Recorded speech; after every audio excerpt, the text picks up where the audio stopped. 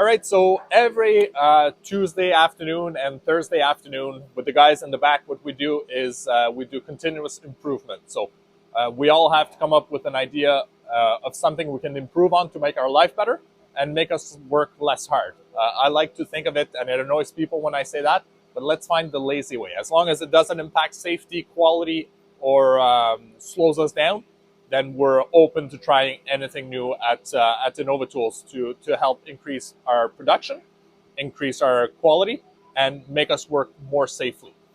One of the main challenge here, so we have two tumblers that tumble out all the sharp edges. So after they come out of the machine, we throw them in the tumbler, they get tumbled, and then they need to be, those parts needs to be rinsed out and they need to be dried.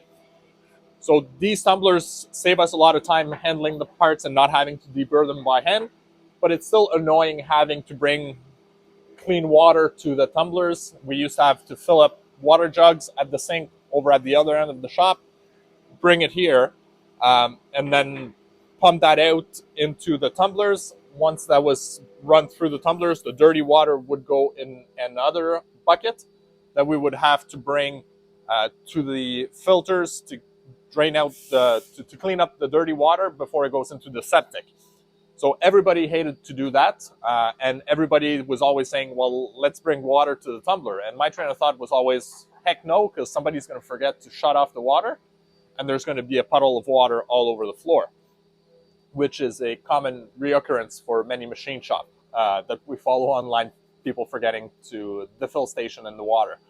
So one of our co-op students that was here a few months ago said, why don't we use a float to turn on and off the water? Which I thought, oh, well, he might be onto something then. So, I opened up my mind and tried to think a little bit more in depth, but you don't want to rely just on the float to control everything because, like we know, mechanical failures happen. So as many steps as you can add to ensure there's less chance of issues happening, then the better, right? So what we've come up with is we have a big garbage bin here that has a float on. If ever the float fails, there's an overflow port here that dumps into the wastewater basket. What we've also noticed once we started doing that is that a lot of time people would forget to turn on the water. So then the tumblers would become a pasty because there's not enough water. So it do a pasty film type of thing on all the parts. So that was an issue. So in order to overcome that, we started adding a float with an indicator. So whenever the tag touches the bottom, it's a reminder that we need to turn on the water in the back. So it's all about adding visuals, making our life easier, making sure that everything goes as smooth as it can by having systems in place to remind us and to keep it simple because we're all human and we all make mistakes. So having visuals is very critical to having systems in place that are efficient and quick. So that took care of our clean water coming in, but then we had to always empty the dirty buckets of water into the filtration system. So what we did is we have our drainage bucket in the back here that has a switch, float switch, and then it has the pump, so it pumps out to the filtration system and then goes into the septic whenever it needs to. So that kind of handled all of our water situation. The other thing that concerned me is what if somebody leaves at night and forgets to shut off the water and then all the systems fail and then we come in the morning and there's water all over the floor. So one last thing we did was add another visual that's almost impossible to forget about in the morning.